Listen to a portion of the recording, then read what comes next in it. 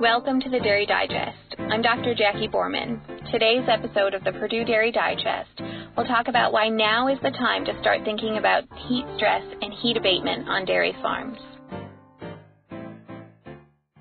While it may seem like spring and especially summer are never coming after what seems like an especially long and brutal winter, and indeed parts of the Midwest are still buried in snow or flooded from the start of snowmelt, there are parts of the U.S. that are already experiencing temperatures that would require heat abatement.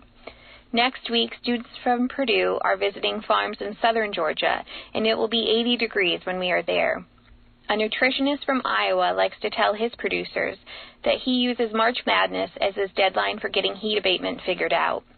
By the time the college basketball championship has been determined, farms in the upper Midwest should have checked all of their heat abatement tools to make sure that they are operational. The thermoneutral zone for cows is between 32 and 77 degrees Fahrenheit, meaning that is where a cow does not have to use energy to maintain her temperature. If it is warmer than 77 degrees for an average healthy cow, she will have to start allocating energy towards dissipating heat.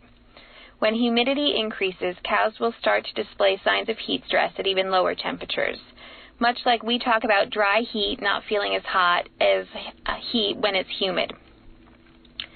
Signs of heat stress include decreased activity, increased standing time, increased respiration rate with labored breathing, and reduced feed intake. An interesting thing about heat stress is that during heat stress, when cows are consuming less intake, her insulin levels actually increase. This means that even though she has low glucose because she is not eating as much, her body is signaling that she has enough glucose and to put some of that away as storage. That is why cows that are heat stressed have reduced milk consumption. First, they are not eating as much, but secondly, because the mammary gland does not have as much glucose because insulin is higher, which tells the animal to store glucose rather than keeping it in circulation to be taken up by the mammary gland. In order to avoid heat stress, here are the basics. First, provide shade to protect the animals from direct heat from the sun. Second, exchange air in barns frequently and keep air moving to help cool the cows by transferring heat from the animal to the air moving past the animal. Third, make sure cows have enough drinking water and potentially add water space in the summer. The goal is at least 4 linear inches of water space per cow, and make sure that water is clean and cool.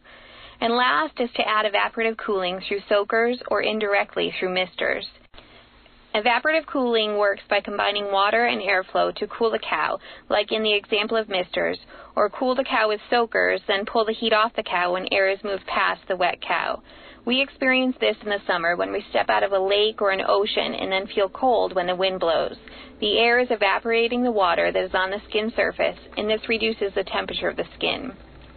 There are a lot of factors to take into consideration when deciding what form of heat abatement can be done on your farm, including the amount of manure storage for extra water, electricity demands, and the design of facilities. However, now is the time before our first major heat stress event to make sure that fans are clean and operational, misters or soakers are operational, there is enough water space, and there is adequate air exchange in your barns. Cows typically respond worse throughout the summer as they get high heat stress events stacked on one another. In order to minimize the negative effects, make sure you start out your warm weather with cows feeling comfortable.